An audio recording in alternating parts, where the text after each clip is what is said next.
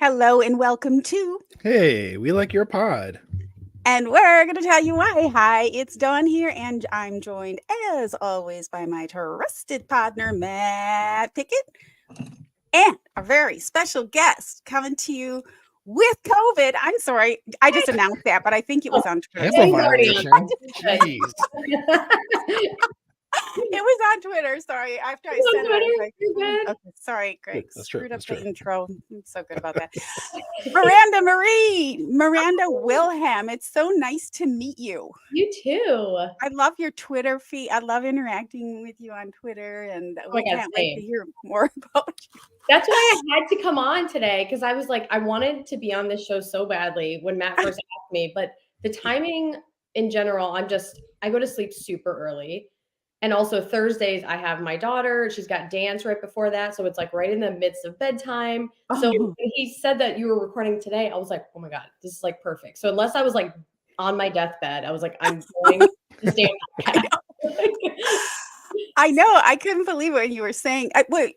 You mentioned something about NyQuil. Okay, so we had this crazy little conversation, little mini sidebar yesterday about how huge the NyQuil capsules are. They're huge. They're ridiculous. Yeah. And I can't. So like it's 2024. Like why haven't scientists made them just like the tiniest little pill yet? What?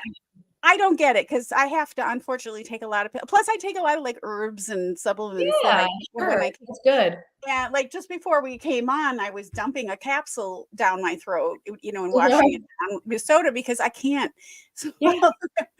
But they are enormous. I have a bunch of them in the medicine cabinet that I accidentally ordered. That's like, well, somebody will need them, but they're not going down my hatch. Yeah. You would think they wouldn't have to be so big, since the thing that does all the work is the nanobots that they put in them. So, turns out a lot of nanobots. Lot to fit in there. I have a couple of times on medicines that I absolutely had to take. I'll take like hot water and dissolve it. Of course, it tastes like poison. I know. At least you're not choking to death, Right. And like, at least NyQuils and Dayquils, they're like super smooth. So that does help. It's not like the chalky ones, but still, I'm like, it just does not feel great. No. This big chunk, like, I don't know. So it's unnatural. Like, it's such a first world problem complaining about it. I have access to medicine and I'm, healthy overall. Like, but it's just one of those little things. It's like, come on, man.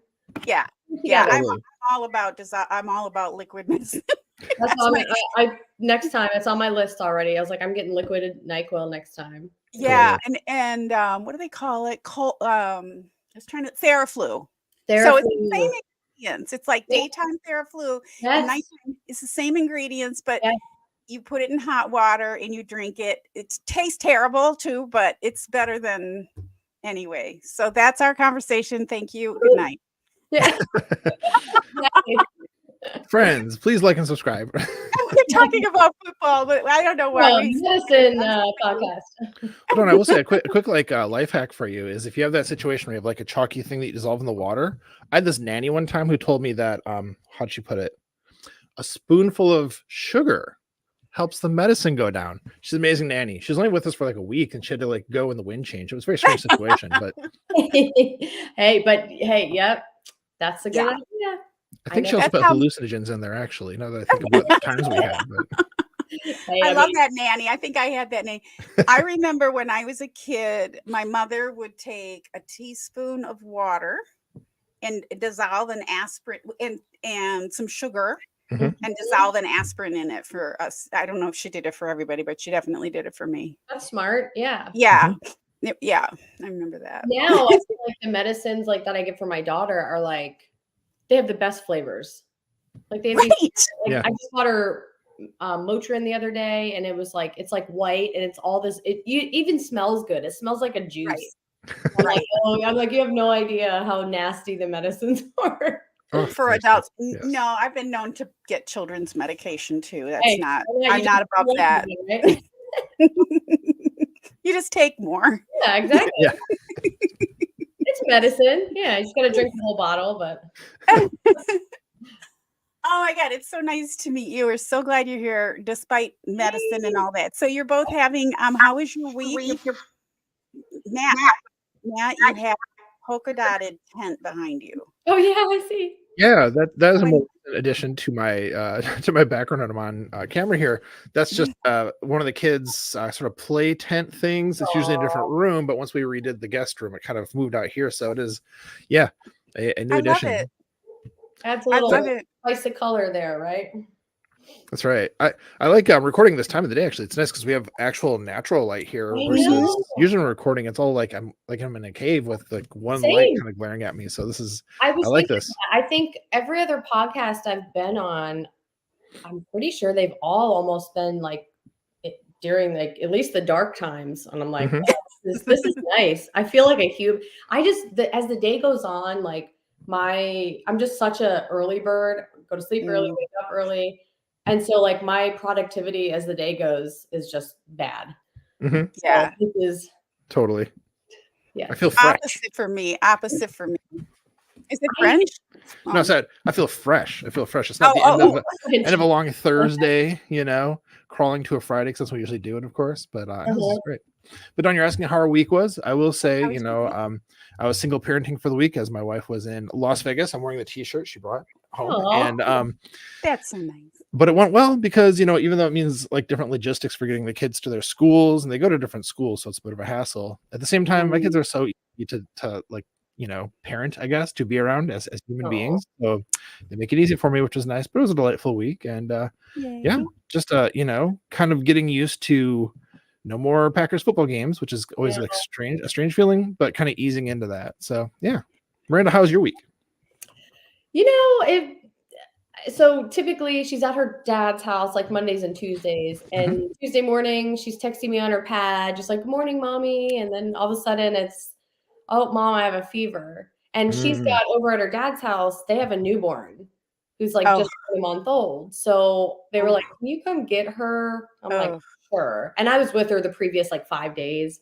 Anyway, so I'm like, if she had germs already, I probably got them. But so I picked her up, and then of course the next morning we did the test, and I was just gearing up. I was very productive all week beforehand because I was like, I know how this goes, and so, again, considering all things, like it could be a ton worse, and still got everything done this week that I needed to. So I can't. Nice. Yay! That's a victory. Yep. Yeah. Have you ever had COVID, Maddie? Not that I know of. Yay. As far as I know, I've dodged it, but it's possible that at some point I was, carrying it or had like a very mild case. It was just like, it's just like a cold or whatever. Right. So I don't know. For a while, I would test every time I had like a, sniffles or whatever. And eventually I was like, colds exist. So I don't know. I don't think so. Not that you know of. That's and I would say then probably the same for your kids and family and wife, right? Yeah. We would test the kids even more regularly than like ourselves for getting sick. So we, you don't want to send the kids to school with COVID, and that's a huge mess. But every time we tested them, it was negative. So that's good. It's possible we were spared somehow. I don't know. Yeah, that's fantastic. How old are your kids, Matt? 7 and 11. So 6th grade and 2nd grade. That's cute. Yeah, this mine's in 2nd grade. Nice. It's a good age. It's a good age. Yeah. Cute. I love it. So did you guys say it was nice and sunny? Where are you? Yeah. Matt is in Cincinnati. Miranda, you're in I'm in like, it's the suburbs of Richmond, Virginia. Right. Okay. Just central Virginia. Yep. And it's totally, it was so weird. It was very gloomy for a solid couple of weeks almost. Yeah. It was a lot of rain or just clouds. And I'm not one to normally hate that. I kind of like gloomy weather, which I don't know what that says about me as a person. Okay, good. So you get it. I love it. I thrive in I do too. 90 days, thunderstorms. But for a certain amount of time, I was like, okay, where's the damn sun? This is getting ridiculous. Yeah. Same. Same. Yeah, because we're just going out for a walk, my family and I, and just to be outside in the sun and it's like 50 degrees, it's like just glorious out there. Exactly how it is here. I think it's like 50, sunny, and I'm like, I will take that on February 3rd. Yeah, absolutely. Yeah. You're in California? I am. So I'm not going to talk about the weather because I'm in one of the nicest parts of California as far as weather goes. Yeah. Yeah, it's we did get some rain this last week one day. Which of course the whole county goes ballistic because it's like emergency alerts and it's like, okay, it's just raining. But but we didn't get thunder or nothing like that. But it was really great. And so then like yesterday and today it's really blue and crispy and the ocean is super blue. You know, it's nice. It's really nice. And I was able to I've been working like inch by inch for months, which is how I do projects anymore because that's just how I do it. And it gets done. It just takes a long time. And I've been working with some friends on this catio, and it's finally, at least it's almost like 90% done. It's just interior decorating now. And and then I'm making an awning for the top of it. So the rare occasion when we get a little bit of rain, it won't totally soak. I can also put like plastic doors on it, but I don't really, it's not, I mean, it doesn't rain that much, but she has, I mean, I have a little sideways view. The ocean is right there, but she has the best ocean view now because the catio is 7 feet high out on the balcony. So she can see over the palm, like over the tree that kind of blocks my way. Yeah. So I'm like, you got the best view here. So we're happy. Fun? It's really fun. I had it built so it goes over. It's always bright in my apartment. So bright that it's too bright. And I had it built over this big picture window on the balcony next to this door, this French door. So I can go out the door, but she can go out into the catio anytime she wants. Perfect. Day and night. Yeah. And plus it kind of provides a little bit of shade too. Yeah. So the whole picture window is basically 6 levels. She has 6 stories of catio. That's great. Wow. It's really great. Yeah, there's like little pot of catnip and grass on different shelves that she can little nibble on and things like that. Aww. Yeah, she's not spoiled. She's not spoiled. She loves it. So I had a good week, and it's been fun that we got a DC. Hey, and and hey for Lorenzo, by the way. Lorenzo in the chat. Sorry, we didn't acknowledge Lorenzo. Hi, Lorenzo. Lorenzo is one of our listeners who asked for a draft edition. So we're talking. I want to talk to a few people. We have a few people that coming up here. That's that we're very exciting. Cool. Yeah. Do you get into the draft? Are you like into the? So here's the funny thing. I've always just loved the actual draft. You want to say hi? Hi. Hi. Nice to see you. How you feeling? Fine. Yeah, she kicked its butt. She kicked COVID's butt. Nice. That's amazing. I love that. All right, you go get the dog. Well, I put her in her okay. Because she was yeah. So when I started, I've been writing for Draft Countdown since 2022. It was the beginning of football season that year, and their whole focus is draft. But they hired me on to be the NFL girl to kind of like bridge the gap of, hey, the guys all write about, prospects and mock drafts. I mean, it's insane. They're doing mock drafts for like 2026. I'm like, how do you even, I can't even keep this year's, like, I don't know, it's insane. So I've definitely gotten a lot more into it, but it's still not like my strong suit.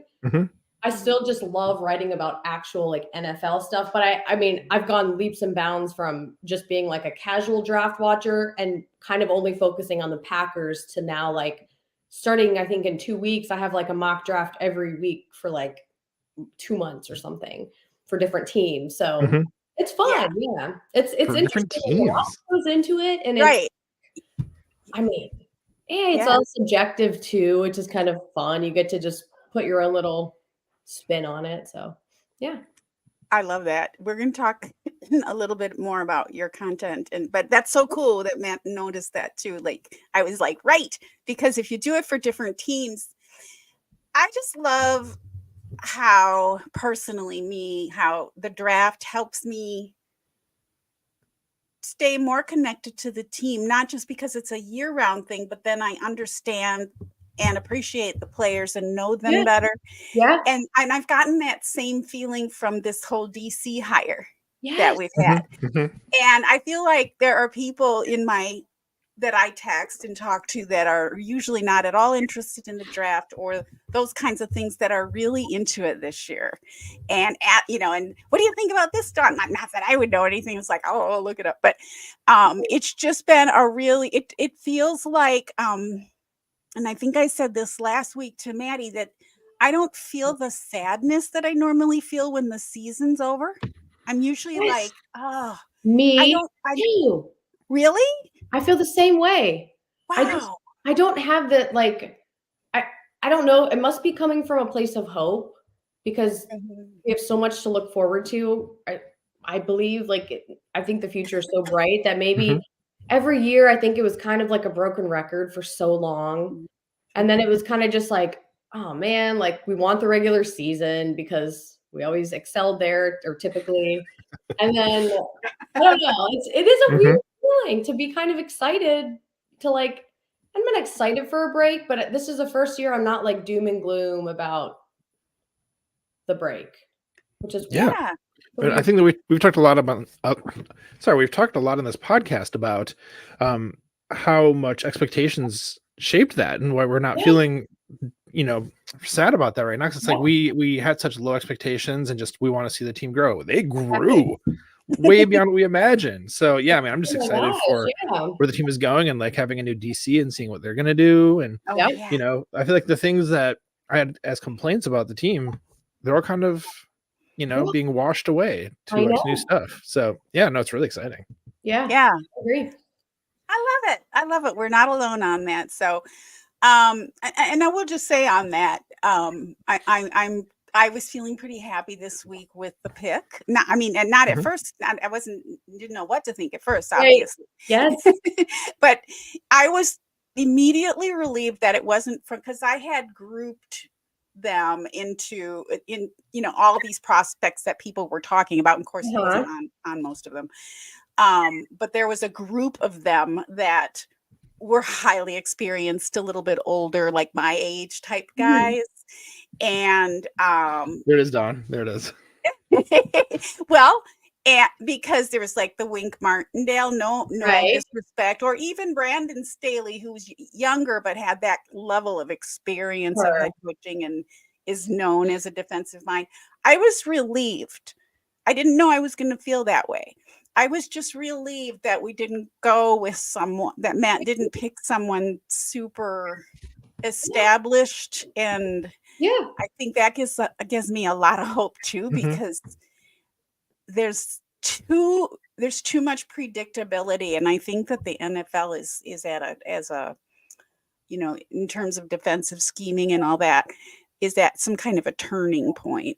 Yeah. And we're going to see some more creative things. And I honestly believe that Matt LaFleur could be just as good as a defensive play caller as he is as an offensive, but he can't do both, obviously. But I believe that kind of creativity is what is needed. Yes. And I feel like that's what this guy is going to do. Yeah. Like the opposite of LaFleur, like for defense, because he's so creative, bag, and he was a little more aggressive this year, which I appreciated. I thought that was really fun. And I agree. Like everything I've watched about this Halfley is like extremely it's very encouraging. Absolutely. He seems really smart. And so go ahead. No, I totally agree. He seems very smart, and he kind of seems like he has that like extra fire in him. He has that feeling like he's going to be a good motivator. And I mean, he did come from college as a head coach. You have to be a good motivator. Yeah. you know, work with those young guys. We have guys that are almost college age because they're so damn young. So, you know, it's like Right. there, you know, aside from a couple vets, like, hey. So Right. I'm stoked. Yeah, and like the reports from people who have played for him or worked with him, you know, especially like Richard Sherman, for example, Yeah. saying that like he's a really good communicator, he's good at motivating the players, smart, intense, but not like I'll take it. frightening, you know, like approachable still, it seems like. Yeah. Yeah, it seems really creative, kind of some of the stuff that we've seen people talk about and content this week, you know. I think one of the things I loved about the contentosphere this week was that after the hiring is announced, nobody knew who he was, except for like a couple rando people here. They're like JJ Leahy happened to like be familiar with this stuff from OSU, for example, right? Right. So, but most people are like, who? But within 24 hours, we had this amazing knowledge base like built up of people like looking into it, researching it, writing articles, you know, doing videos, tweet threads, just like all of a sudden. And that's amazing. It's so cool that that's just like a thing that can happen organically. I agree. It was very helpful. Yeah. Yeah, we love our Packers Twitter. Absolutely. That's why we're here. Or what did you call it? You just gave it a new word. Contentosphere. Yeah, I like that. Yeah. Okay, we love that's and a lot of syllables. Okay. Our listener viewer Mark W says Isaiah McDuffie loves him, which that's right, because he actually played under him. So I think it's a good Boston sign. College, and I love McDuffie. I think he's great. Yeah. You would think because didn't Dylan come from Boston College? He was like a year after him though, or before, or something like. It wouldn't have overlapped, right? Yeah, it overlapped a little bit. Be really close. It must have been really close because we yeah. But yeah, well, that's cool. That's cool. Yeah, and so it makes us at our job on this podcast really easy because we got all kinds of content. I actually had a hard time this week when I'm not to get ahead of ourselves, but because there was so much stuff. It's like what was actually like the best, and it was like with half a week because it came out like middle of the week. I actually thought this was a difficult week to prepare for the show, but I'm not to get ahead of myself. You're saying. I'm almost tempted to suggest we do a flip of the script today and do our superlatives first, since we're kind of on this, and then do our interview of Miranda second. Would anyone object to that? Let's do it. Okay. I'll get us warmed up then. Excellent. With a really simple one. I don't know. I'm sure you consumed as much as I did, no doubt, or more, both of you, especially collectively.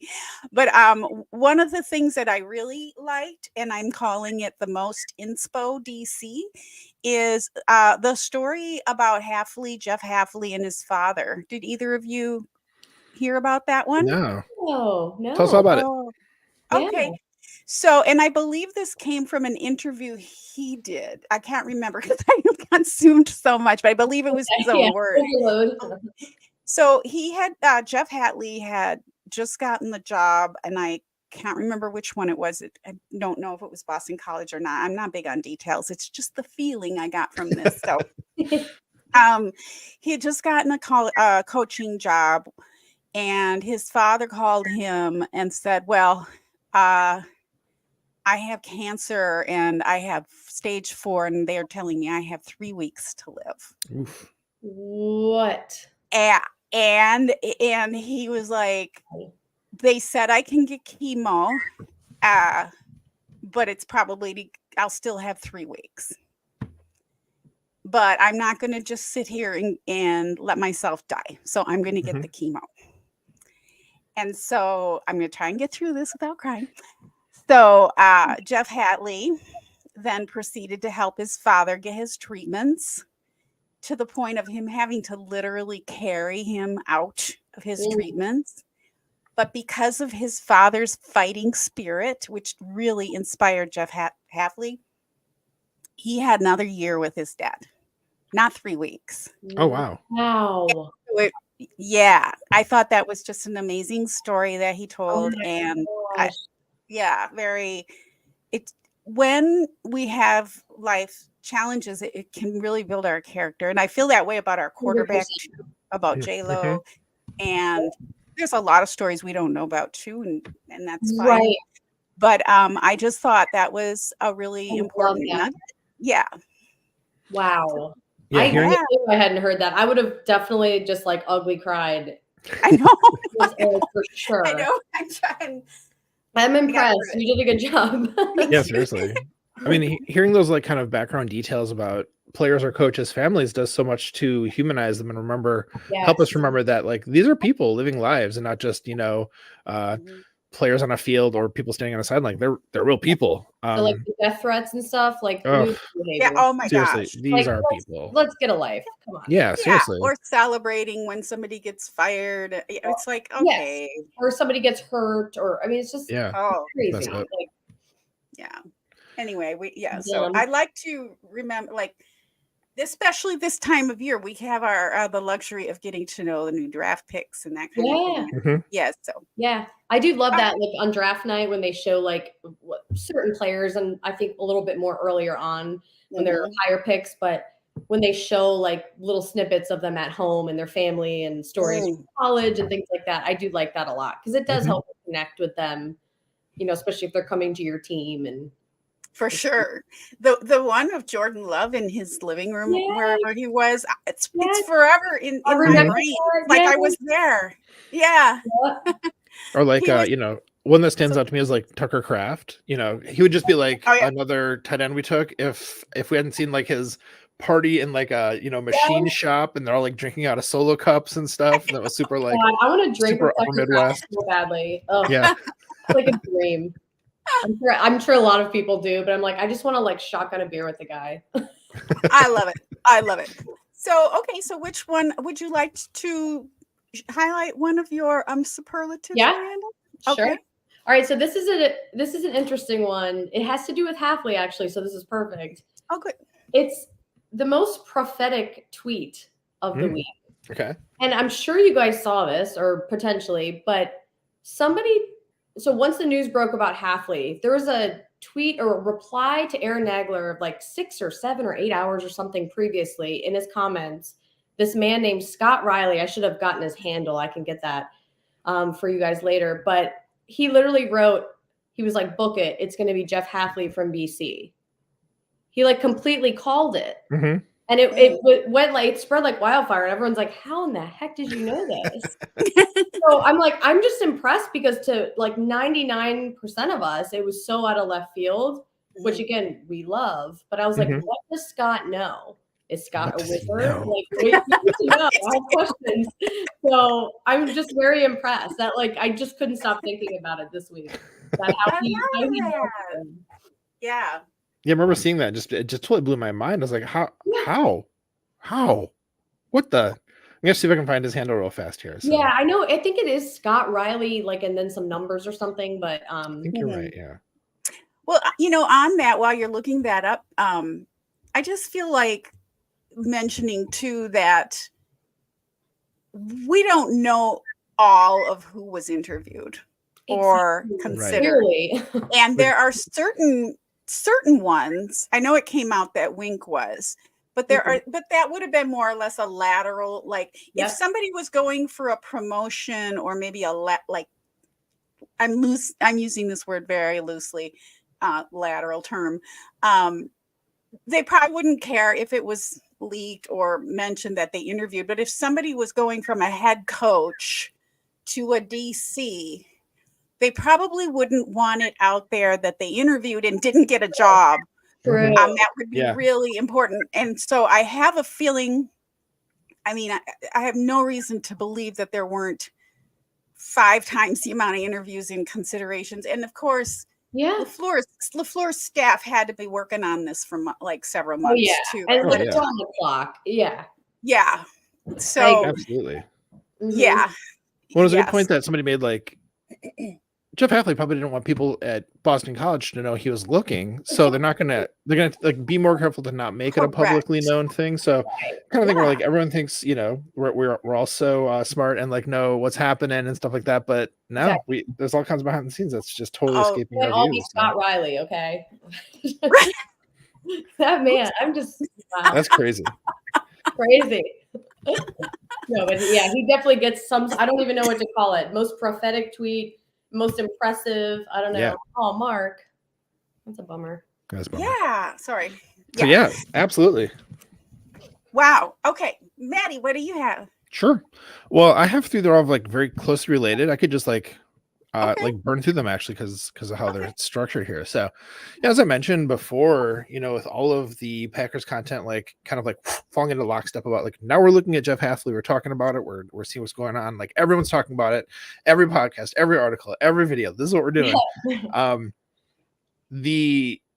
And having consumed a lot of it, I was thinking, hey, what was like the best article that I read about it, what was the best video, and what was like the best podcast, those three. So like best of each kind of medium. So in the end, for me, the best like video wasn't actually a video per se. It was more like a series of breakdowns of video. Well, maybe you can tell where I'm going with this. Dusty Evely had a thread that he put up like within hours. It was crazy after the announcement. It's like he started the framework. I started with the tweet with just saying looks like I've got a date with some DC defensive film tonight, and like you're like, ooh, what's Dusty gonna have? And then pretty quickly he's putting on. Yeah. Sorry, what's that, Miranda? Go ahead. No, it was just like hours later after that he was like already just pumping stuff out. I was like, I don't think he slept that night, but it's so incredible how he posting stuff through the night. Yeah. I know. I was here for a check back every now and then, reposted and stuff like that. And so to have somebody who's as good at like breaking down film and then explaining like clearly, like Dusty does, what a blessing for Packers fans, first of all, but just so cool to like get like a really quick, analytical, this is what we're seeing on the field. This is what it means potentially for us. Here's what we can take from it. Like that was awesome. So as always, hats off to Dusty. And then the next one then, best Hafley information audio form. Well, of course, Andy Herman does great work with this kind of stuff. And so he, saw Dusty was doing these breakdowns. So he said, you know what, I'll do a whole kind of like 360. Let's talk about what people are saying. Let's look at statistics and let's get Dusty on the show as well to talk through this. Now I say audio form because that was also a video because they posted on YouTube, but whatever. So listening to that podcast was really, it felt like a sort of bottleneck moment because a lot of people were putting stuff out. Andy brought a lot of it together. Then after that, people were like talking about what Andy said in his podcast. So it's kind of like everything came here and then kind of came back to that moment, from like that, what he was talking about there. So that was really cool. Awesome. I felt like everybody was referencing Andy's podcast after he did it, and also Dusty's film stuff, which was tied into that. So amazing work there. And Miranda, a thing that Dawn and I say all the time is it's like it would be easy to just highlight like very specific people who are always doing great stuff every week. You could be like, oh, this one Andy Herman thing, this is what we're going to talk about this week. So like we try to avoid that, but I think my excuse for it this week is like they're just doing the best stuff of like the thing that everyone was doing, Right. So this goes also for my third one. My last superlative for the week was best Hafley info written. So another person we could use every week is Justice Mosqueda, who does amazing analysis, often very fast after something happens before I've even formed thoughts about it. He's got this amazing, view of a thing. So he wrote a really great article that pulled a lot of stuff together, some stuff from Dara Carragher. So, a side shout out to him. And just looking at like what we've gathered about Hafley's scheme and approach. What does this mean for what the Packers will do with him? Like, how can we project? So not just going like, this is what he's done, saying this is what this could mean for us. Sure. Was awesome. I love that. Is such a good writer. He's so smart. It was awesome. Love that. Those are great. Dawn, you are muted, my friend. Heads up on that. Written, audio, and video. Mm-hmm. I love it. Yeah. Well, it's fun. A little trifecta. That's right. So, Dawn, you have another one, or is it my turn? Okay. Sure. I forgot I didn't write one down, and I thought of it just right now. For some reason, I didn't write it down, but it was. I've mentioned probably 3 weeks in a row now the Vikings podcast. The guys, Paul Farmington, Paul Farmington, and I forgot the guy's name. Then I didn't write it down. The other guy, they're great. Farrington. I had to listen to them. It kept coming up as like, listen to this, watch this, and I was like, oh, okay. They did such a great job of giving an analysis from another from another fan base standpoint, but ultimately just deep respect for Hafley, the decision, nice summary of what they did. Wow. And there was there was a clip I wanted to save, but I guess it's not here. I just don't know. But I will put that is definitely a, you know, and one of my friends was also saying, oh, that keeps coming, because I sent it over to her, and she said, oh, that keeps coming up as a, you should watch this. And I said, yeah, you should watch it. Go from like 6 minutes to 8 minutes or 9 minutes if you can't like do the whole thing. But it was really good. It was really good. Yeah. Yeah.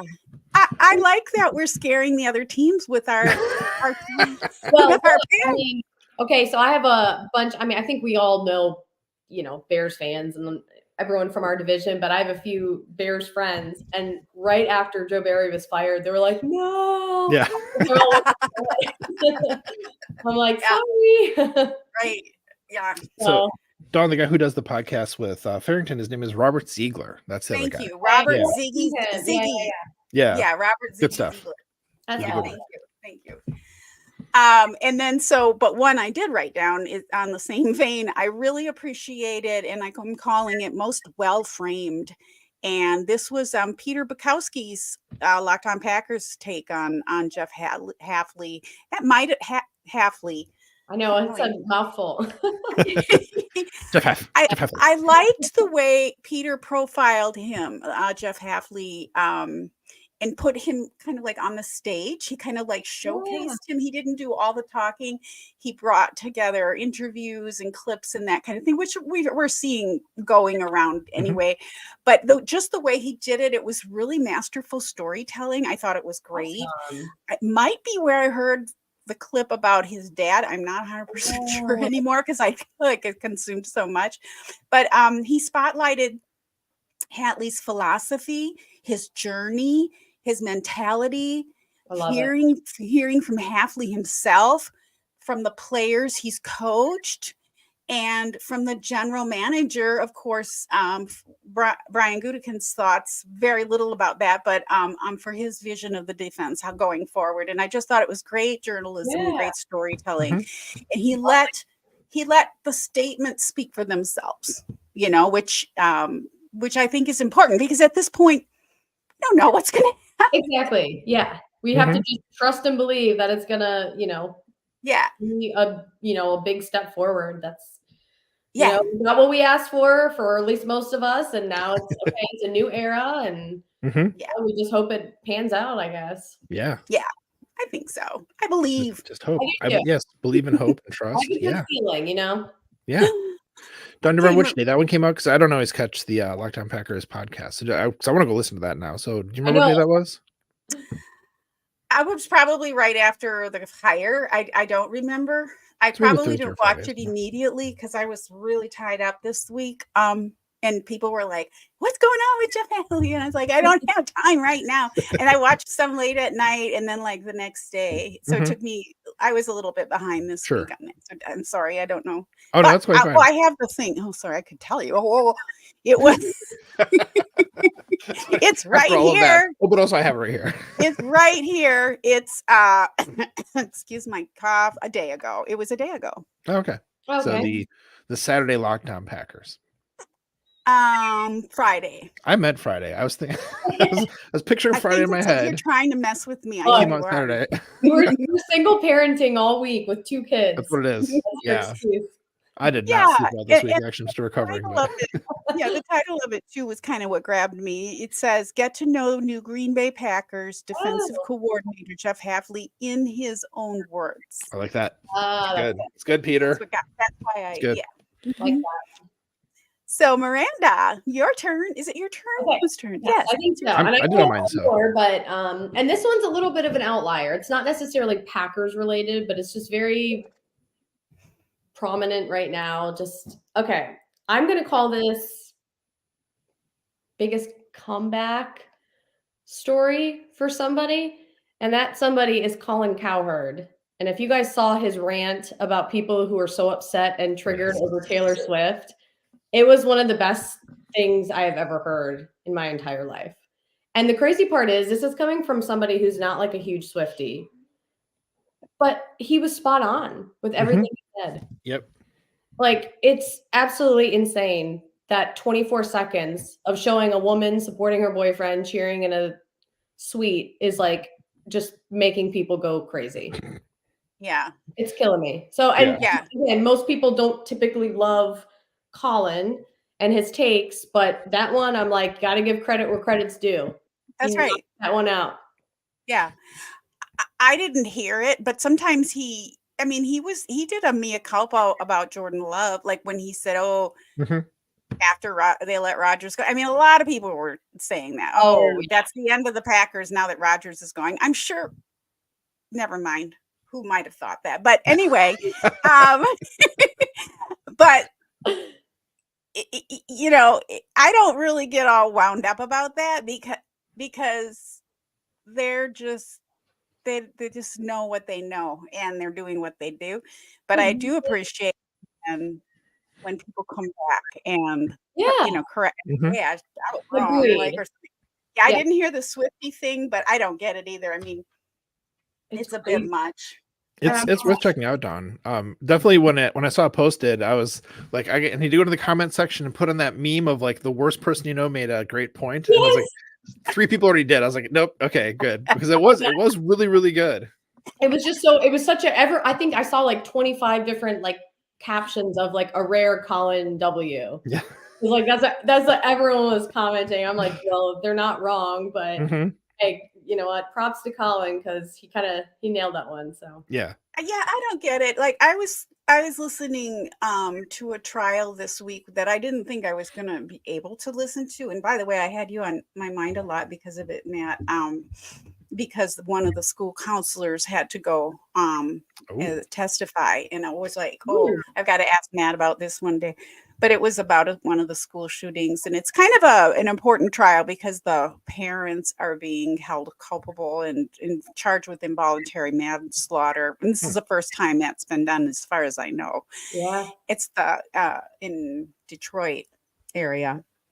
Anyway, or at least in the Michigan area, not super far from Detroit. And there's just such, and I purposely didn't listen to any of the media about it. I went into it thinking I knew what was happening and that I wanted that woman convicted, right? Because good grief.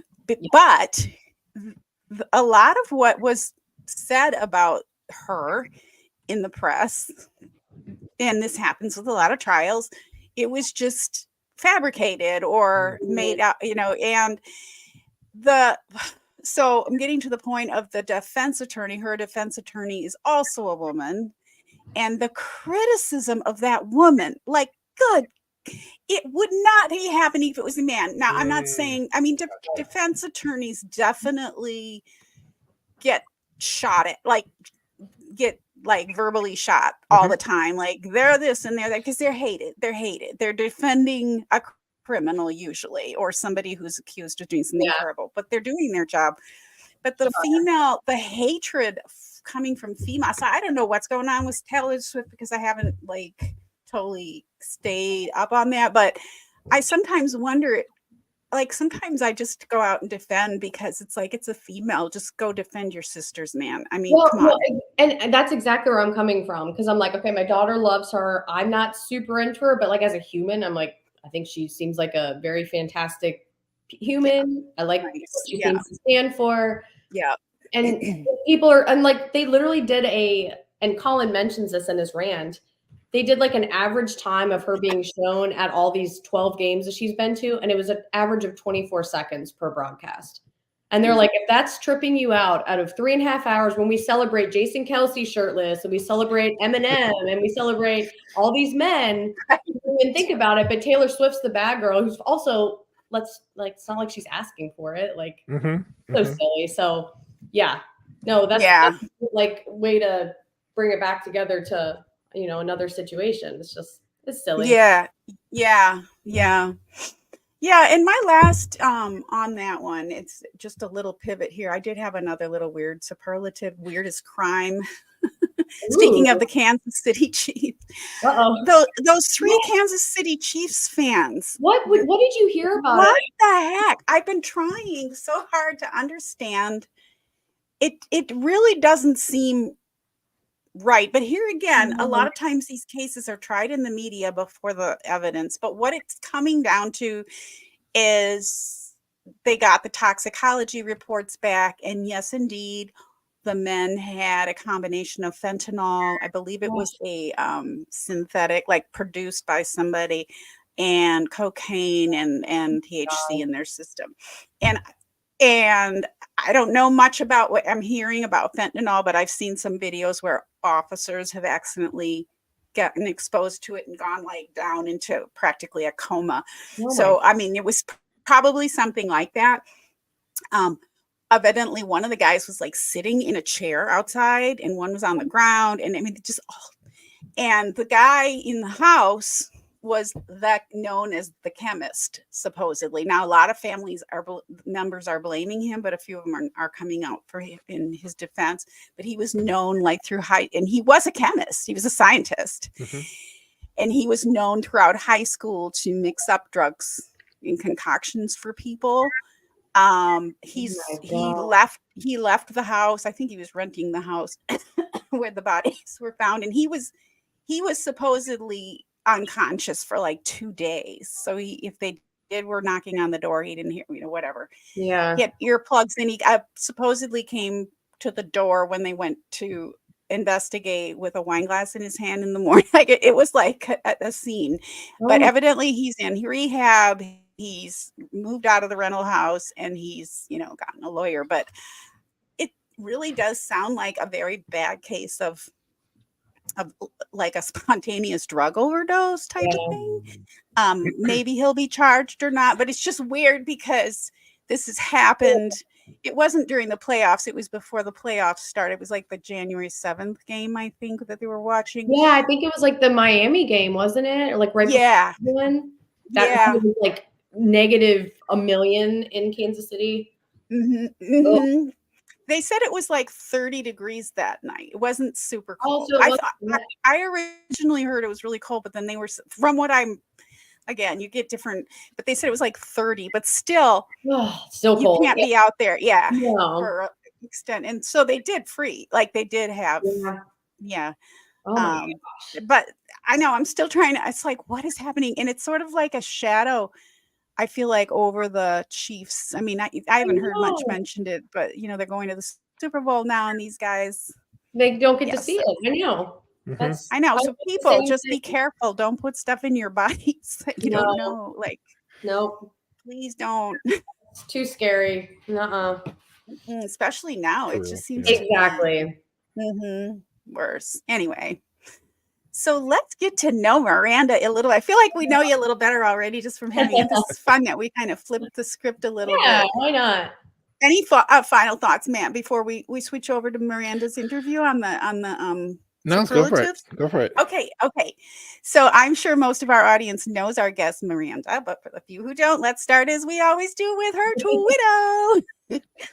So Miranda Marie at Miranda, she wrote, which I love. NFL contributor at Draft Countdown, which we're going to talk about, and Ohana Packers, which we love. Strong supporter of YOLO. Yeah. Comedy enthusiast stumbling through life laughing. I love that too. I mean, laughter's the best. What's a hokey? That is my college tech. I know it's a weird, like it's a very unique mascot. Yeah. It's just like a turkey. It's a turkey. Oh, it's a turkey. Okay. I thought it was a sandwich. I know, that's what it sounds like. It sounds like a hoagie. I know. Oh, yeah, hoagie. Okay. But I mean, close enough. When I was in college, nobody ever has really truly understood where they got hokey from and where they made it into like a turkey. Because we're also like the fighting gobblers. There's like different iterations of it. And I'm just like, I don't know. We just roll with it. And I guess people just don't argue it. It's kind of like green and gold. It's not my favorite, but we go with it. It's tradition. Yeah. Exactly. Not my favorite. I love it. Okay, so and you hail from Virginia. Are you born and raised Virginia? I was born in Florida, but I've been here since I was like even younger than my daughter. I think since I was like 7. So Okay. pretty much Okay. all my memories are pretty much from Virginia. Yeah. All right. So that begs the question now that we know what a Hokie is. Do you have Wisconsin connections, and how did you become a Packers fan in Virginia? So my parents were both born and raised in central Wisconsin in a small town called Lemira. It's right outside of like Fond du Lac area. And they each have like 10 and 11 brothers and sisters, and then they all have like 2 or 3 to 4 kids. So I have they were one of the only ones to ever leave Wisconsin after my dad. My dad went to University of Wisconsin. And then when he got a job, he's an engineer. He moved to like Philly quickly, and then Orlando, which is where I was born. And then up here. But I mean, I really just didn't have a choice. I was like, at birth. And my parents are both just like diehard. I mean, football is like our number one, and Packers, but then we just watch a ton of sports. It's just like a sport. We're a sports household. Even to this day, I mean, my parents live right down the street. I bought a house really close to where I grew up. And I mean, we get together for golf. I mean, it's like crazy. We're just like any sort of sport competition we love watching. But Packers is just, we do Packer parties. We're the resident like Packer fans in our area and in our community. People like anytime a bit, like when we beat the Cowboys, we got so many texts from people just like, oh my God, like it's just kind of cool to be like, you know, a little bit unique here because this is kind of like Redskins Commanders zone. Sure. For the most part. So the Commanders have fans? Is that right? I don't think they have, probably like 5 at this point. My poor sister-in-law, oh my gosh. Yeah. She's so lucky that she married into our family because she's like, she's been with my brother for like 14 years. And she's like, I'm basically just like a surrogate Packers fan now because she's like, no hope. And I'm like, sounds about right. So it's your parents who you can credit for becoming Packers fans, your family, and Sue, you like the Bucks. Obviously, are you a Bucks fan, or do you have a different basketball? So as far as basketball goes, I've always been like a LeBron lover. I've just always like just loved what he stands for. I think he's just incredible on all accounts. So which is really weird for me because typically I'm not like a player kind of gal. Like I'm more of like I'm never gonna leave the Packers. I'm never gonna not root for the Hokies. But with the NBA, I've jumped around a little bit. I've owned Miami Heat jerseys, Cleveland Cavaliers, and now Lakers jerseys. So when he retires, I'm gonna be a little bit lost. Oh, gotcha. But I would say, like, I don't know, over the years, I do, like, we rooted hard for the Bucks the year, of course, always, but the year that they won, I mean, we were stoked. I love March Madness. I love college basketball a lot. And that's coming up upon us. Is awesome because at least after football's done and kind of have that football hangover, I'm like, well, it's not that long until March Madness. But yeah. Yeah. I like that. It's hard not to like the Lakers. I mean, I live. Oh yeah, you're close, huh? Oh right, yeah. Right. Yeah. They're great. Like, but I grew up going to Bucks games. Yeah. On the Bucks, but I'm happy about the Bucks too. I just think they're so Wisconsin, just like the Bucks. The name, the deer, like all of it is just. It's so easy to root for Giannis, and I'm not even speaking as a basketball fan, just as a person who is like very, just wonderful. Like watches people watching basketball. If you know what I mean, like it's like he just seems like such like a decent, wholesome guy, and just really talented, obviously. So like, how do you not root for that? You know, I know his press conferences are phenomenal. He's just hilarious. Yeah, my brother loves the Bucks too. Authentic, yeah. I love that. Yeah. A lot of times when I watch them, it's because I'm like happy for my brother because he really loves it. But I enjoy.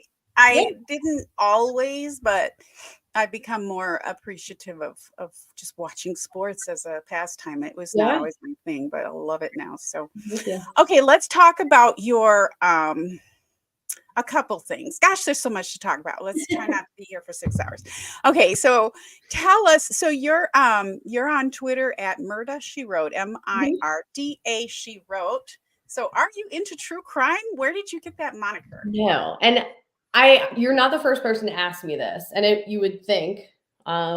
What's odd is I'm like really not like, I mean, I watch a lot of news, but I don't typically watch like true crime stuff. I'm not really a big like documentary gal, but no, my nickname growing up, I want to say like 7th or 8th grade. I'm a big like hip hop fanatic since pretty early on. And so Ja Rule used to always say it's Miranda. And so like my friends one day were just like, oh my God, like that needs to be your nickname. And it has stuck. I mean, I'm not kidding you. Like, okay, I just talked to a few friends from high school yesterday. My 20-year reunion is in October. And they're still going like, oh my God, Miranda, are you coming? And it's just so funny. It has truly just like stood the test of time. No, so it's really just, it's more of an homage to that. And also that song, Miranda She Wrote.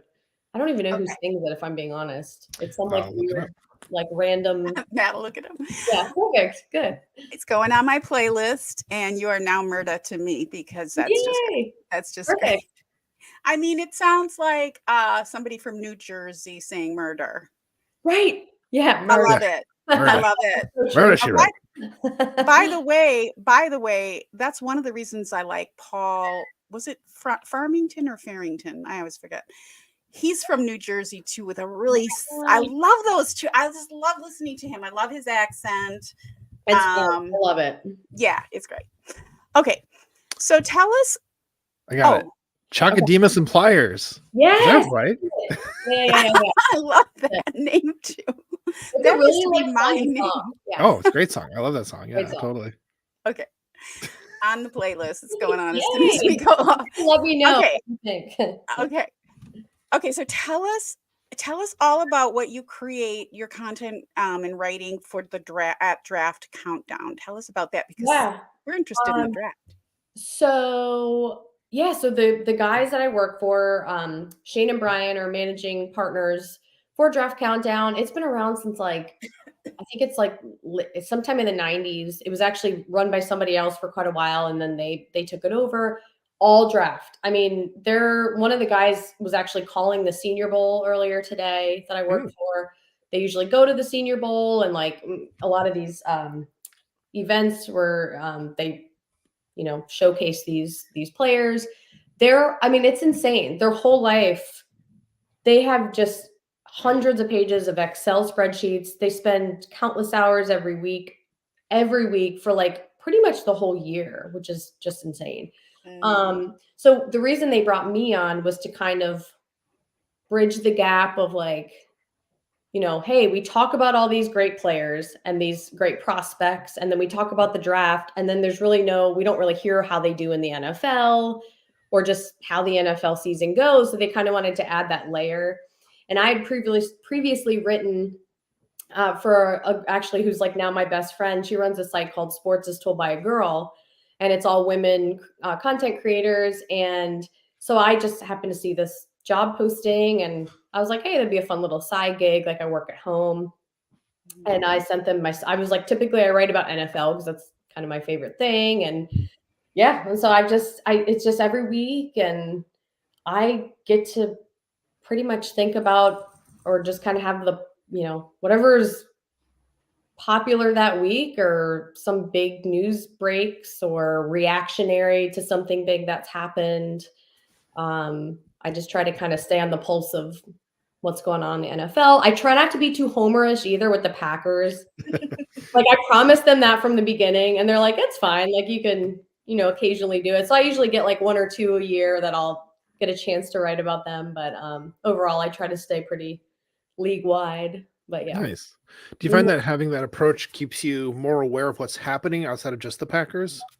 Yeah. And I mean, I will say, like, even before I wrote here, I tend to watch, like, I take in a lot of football, like from Thursday to Sunday, anytime it's on. Like if the Packers aren't on, I'm watching a big game or I'm watching Red Zone. Like I'm trying to figure out what's going on. But it kind of adds another element of like, especially if I know what I'm writing about for that week, If it's like a, you know, if it's going to be more of a reactionary, like, hey, let's recap like this big game between the Chiefs and the Bills or something, then I'll definitely like be a little bit more. I'll take notes a little bit while I'm watching and things like that. So it does kind of add a little extra,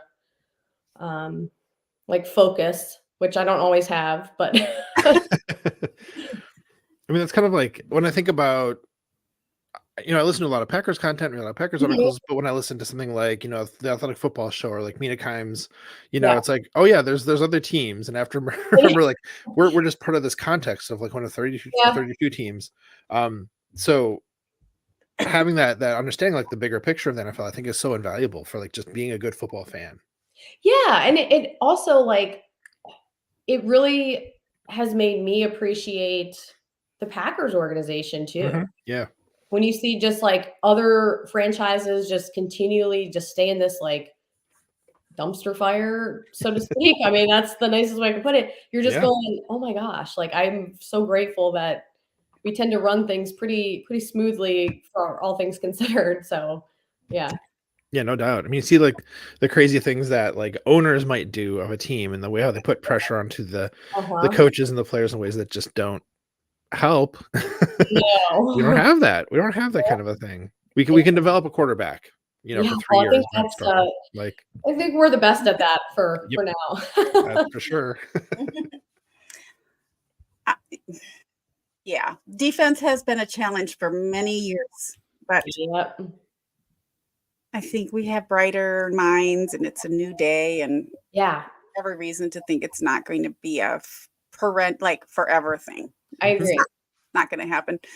Also, shout out to Mark and Mona. I just noticed. Sorry, I didn't see you were in the comments here. Yes, we're talking about football, but other things too.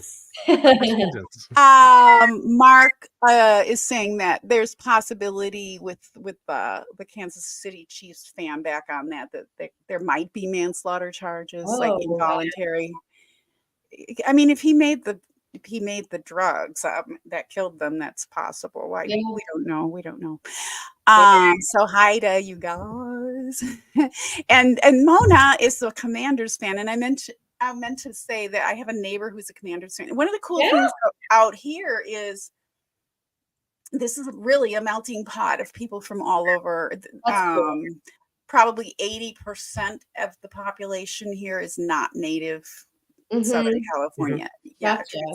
So community of transplants and very international as well. But so there's all kinds of fan bases. Yeah, that's cool. Yeah, for all sports. So it's kind of neat. Fun. Yeah. I like the context that the kind of content that you're providing in the draft countdown and as a whole, the context that it gives fans. So it's about the sport, it's about watching the sport, but again, we talked about this earlier about appreciating the players. Yeah. If you're watching a possible draft prospect that you want for, say you want it for your team and then they go to another team, you don't still want that person to be successful and you like to watch them and how do they turn out. Yeah. So true. Yep. Yeah. Oh, and yes, and Green Bay does come to LA for the Rams game this year. So I'm interested in seeing when that game is. Absolutely. Ooh, that's not easier to see a game here, but it's not the same as seeing it in Lambeau, but depending on my health. I'd like to do both, actually. I'd like to do.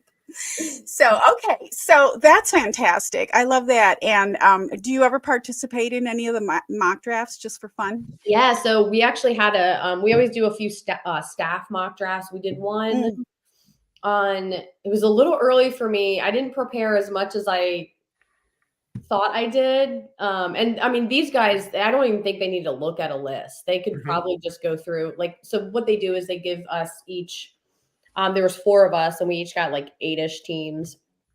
And we just got, and at that point we didn't even know the final draft order. It was just kind of, assumed, but we did one. I took Cooper DeJean for the Pack. So that was kind of fun. Okay. So real quick, because Dawn and I haven't even started on it.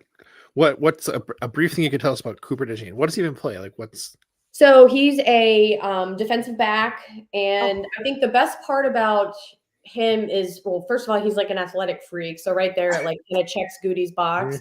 He can play he can play in so many different positions on the line. He's very versatile, which, I mean, again, to me, that's like double check. Love that. So yeah, the defensive back out of Iowa. So yeah, so that's, I think, a possibility. I'm seeing a lot of other names thrown out, but we know how that goes. Like you see all these names that people want, and then I don't know, it just seems like it never happens. So it'll be interesting, but we got to trust Goot, because man, that draft last year was, I mean, that has to go down in history as like one of the most successful drafts. Yeah, crazy successful, like unbelievable. Like even thinking back on it now, it's like, will we ever be lucky enough to see a draft that good for the Packers again? I don't think so. I mean, how do you? Yes. Yeah, every year. I mean, that was one of the things about Jeff Hafley too, his ability to recruit not just staff but players. That's another good positive for him in his resume. So yeah, I'm super excited about it. I think they're going to have, I mean, honestly, it's kind of a crapshoot anyway. I mean, honestly, there's so many different factors that go into things that could make something work or not work.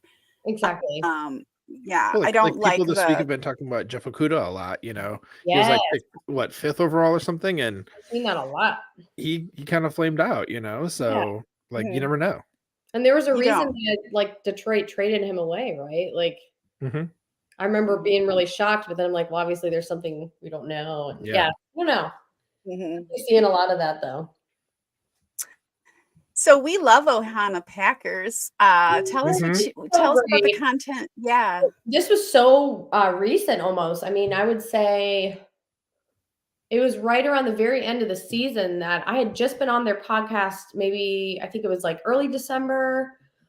And I had interacted with both Mike and Joe quite a lot, over the last couple of years, but they were just like, hey, do you want to be on the podcast? And I'm like, of course, that sounds great.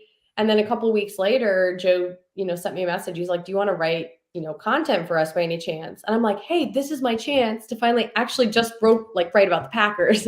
I don't have to be like, don't be a homer. I can actually be a homer. And so I kind of get the best of both worlds. Because I can crank out a Packers article in like, 10 minutes. Sure. I always have my mind's cranking all the time. We're always taking in the content of it. So much. Yeah. It's a lot more natural. I mean, the NFL stuff comes pretty natural for the most part, but there's little nuances like not knowing, where their defense ranked last year, offense. Like I know for the Packers and things like that. So it's been great. They're just so supportive, and they're literally like just write about anything as long as it's Packers. And I'm learning from them, like just having our conversation on the podcast. And then, I mean, I don't know, I'm sure you guys have read his stuff, but Mike Quano, the way he can break down, especially defenses, it's like magical. And it's because I've always tried to be an X's and O's gal, and I'm getting better every year, but it's still not something that I can just like, I'm never going to be a Dusty or a, or a Mike, but I'm like trying. But those kind of guys and those, write-ups, they help tremendously. So it's really awesome. Yeah, those guys are both so nice and so smart. Joe actually shows up in our comments a lot here when we're doing the live show on Thursday nights, and great dudes. Yeah. Fantastic. That's really fun to be part of. Yeah, to work with them. That's fantastic. Yeah. All right. So we love to ask a couple questions. So since you do so much for the Packers community, who in your life supports you the most so that you can spend extra time as a podcaster, blogger, writer for the Packers community? Because we want to thank them. Probably my daughter over there. Yeah. She's going to put up with me on Sundays, and I'm working on her though. She's really been getting like more into the Packers every year. Ooh. Oh, cool. So I'm kind of trying to like, you know, I don't want to like push her too hard into it. I'm like, if you really don't like it, you know, that's fine. But yeah, she knows a lot of the players. I'm trying to get her to training camp this year so she can meet some of them. oh yeah, that's Ooh, huge. pretty cool. Yeah. Yes, that would make that huge connection where like watching the game I think would be really fun. So Yeah. Oh gosh, if she could bring a bike too, that would I be know. really That's what I was thinking. I'm like, can I like rent a bike somewhere? Sure you can. Borrow a bike. Maybe, yeah. Exactly. Of course. Yeah. Yeah. You can rent a bike like every corner here, but And I you don't know know, about like, there. Packers Twitter, I could ask somebody to bring me an extra one or something. There you go. Exactly. Somebody will have a bike for you. That's yeah. Get a bike. That's so cool. That would be really fun. I had a feeling you were going to say that. Does she like other sports? Typically, I would say, what's your favorite? You like playing volleyball, but you like watching soccer. Yeah, she likes watching golf and soccer, and she actually likes golfing. I think we're gonna try to get her into that. She just does dance for now. But I was thinking, oh man, let's get you into golf. Like we'll try to go for that scholarship down the line. Yeah, right. Exactly. Yeah, there you go. Golf. I'm like, let's go. Yeah. So. Does she like gymnastics? Is she going to watch Simone? Yes. So actually, which is funny, I grew up doing gymnastics. Okay. I'm like, so when I was the 96 Olympics, I was 10 years old here. And I still remember I was in the thick of gymnastics and I was like, I'm going to be on that team one. And my mom, when I started doing competitive, she's like, we can't do this. It's too much. And I was like, you're ruining my dreams. Like I would never have gotten there anyways, but she did gymnastics for quite a while. She was kind of naturally talented like I was, but kind of the same thing. It's a lot of work and it's a lot on your body and it's not cheap. And if you do get to the point where you're traveling, it's just time consuming. It's a lot of money. So we're going in the dance direction for now, but we are so excited for the Olympics. Watch our girl Simone. Oh, that's my right. God. Yes. The fact that we say like our girl Simone. Our girl Simone. When we found out she was married to a guy we were bringing in this last season, like I freaked out. I was like, oh my God, she's like my favorite athlete of all time. Right. Right. And I just love. She just truly seems so sweet and humble, and I just think both of them are adorable. And I love it. I hope he's coming back this coming year. I do too. I think so. I'm hoping. Yeah. All right. So, and one of the last questions, the last question we like to ask is, we all have to put people on the spot. It's a 2-part question. What do you love the most about Packers Twitter or the blogosphere? And what would you change if you had the power to change it?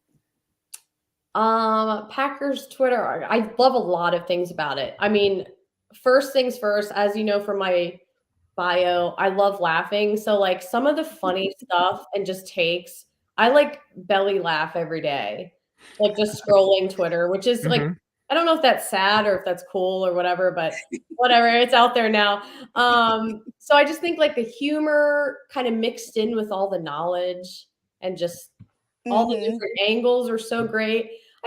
I think the worst part is kind of like just the more like negative side, the ones who are like very argumentative and like always kind of getting into it. That part I don't like love. But I mean, I just kind of try to ignore that stuff because I think for the most part it's like very entertaining, very lighthearted and fun. And I've just made so many like friends on. It's just so cool. I know you guys are obviously the same way. Like, I don't know. It's just really trying to explain that to like my parents because they're like, they know that Twitter is big, but I'll like say like, oh yeah, my friend, and they're like, from where? I'm like, from. I'm like, you wouldn't understand. Like, My wife will be like that too. I'll be like, no, these are people I interact with every day. Like they're my friends. Like it's definitely at that point. So exactly. Yeah. So no, it's awesome. Yeah. That's a good answer. That's fantastic. That's fantastic. I'm still loving that polka dotted tent next to you, Matt. I think I can't stop looking at it. It's like fun, like aesthetic. I love it. It's like a little volcano, a polka dotted volcano. My cat has a tent too. She's not up right now, but we do. She has her own little tent. I got her a tent because she was having trouble eating a while back, and it provided her security. And so I put her food in her water, and it's like trying everything to get this cat to eat. And, and then when I traveled with her, we flew to Wisconsin. I brought her tent with, and I set it up in my room. Yeah, and she didn't. I thought for sure she would starve herself that time I was there. She ate every day. Her food and water was in her little tent house. Wow. Yeah. That's a nice little cat. I love tents. I want one for my. I know. I want a big one in my living room. That's cool. I like There's it. one thing I know what you done. You live your life in tents. In tents. Hey, dad joke. Love it.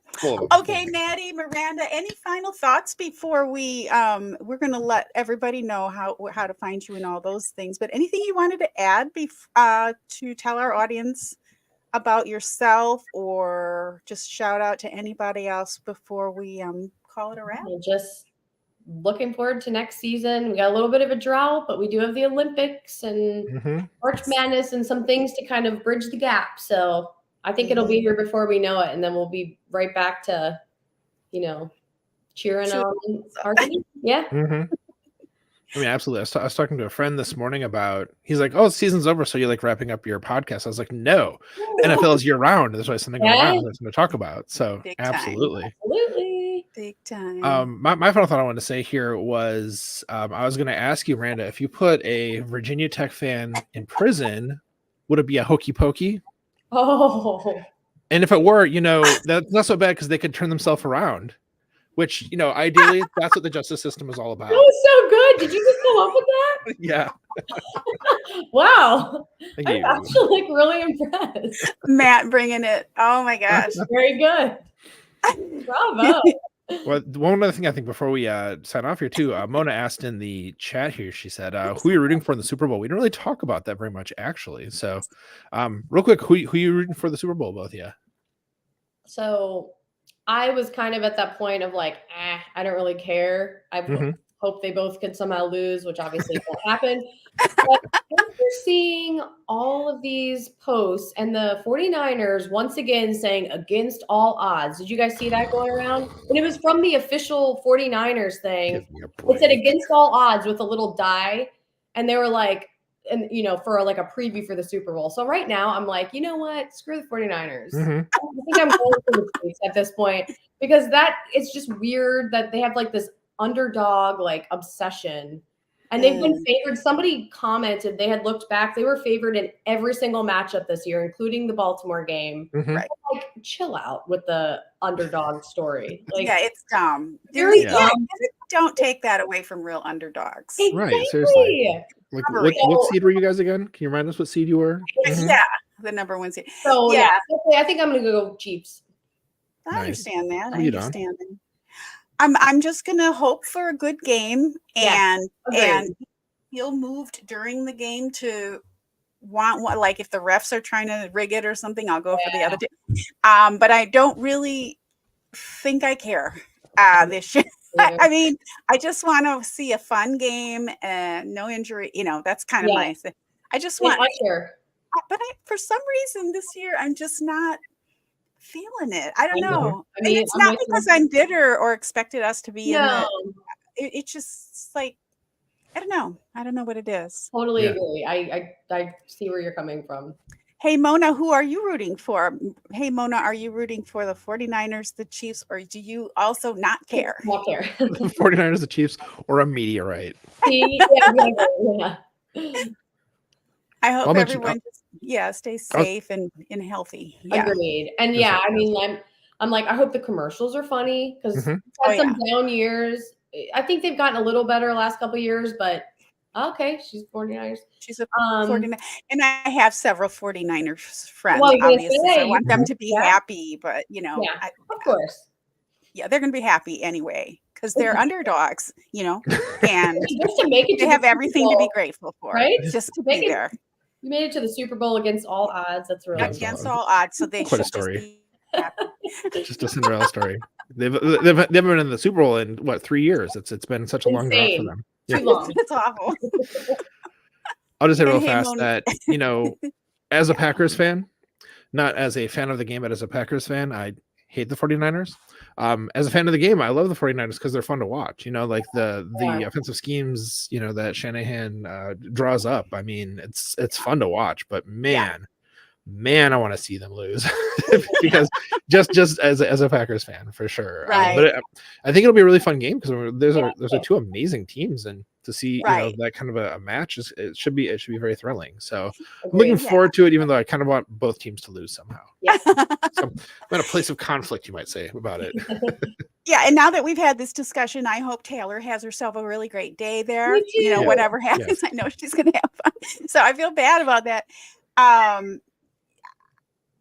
I just hope it's not some kind of weird blowout. You know how sometimes it's like, it's a boring game. You get your potato chips, you get your parties or whatever you're doing. For me, it's going to be a personal party because I'm not seeing people. But I just and then it's like, oh, this is boring. What's I know. But I forgot about the commercials. The commercials can be fun too. Yeah. Just want a clean game, good reffing, something entertaining, some drama. Yeah, absolutely. Sounds good, Maddie. Let's bring her home. Absolutely. Miranda, thanks so much for joining us today. This was awesome. I'm glad that we're able to make our schedules all work out. And so, people, of course, make sure you're following Miranda on Twitter if you are one of our Twitter people. Miranda, you can find her as Miranda Marie, and the handle is at Mirda, Mirda. She wrote, that's how you would anticipate to be spelled. Miranda's a great follow and is doing great work out there. So make sure to check it all out. All right, so friends, we'd love to have a chance to interview you and shout you out if you're a subscriber and a football fan. If you'd like to nominate someone to be a guest on our podcast, please let us know. Our DMs are open on all the social platforms. And folks, when you subscribe to our podcast, you help us to keep spreading the love in our community. The best way to help this podcast grow is by sharing it with your friends and family. Yes, Maddie, that's right, because we love you. We're so glad to know you, to be fans of you, and have the luxury of being fans of the most storied team in the NFL. Mm-hmm. We appreciate your support, your subscriptions, and sharing our pod. And we look forward to seeing you next week on Hey, we like your pod.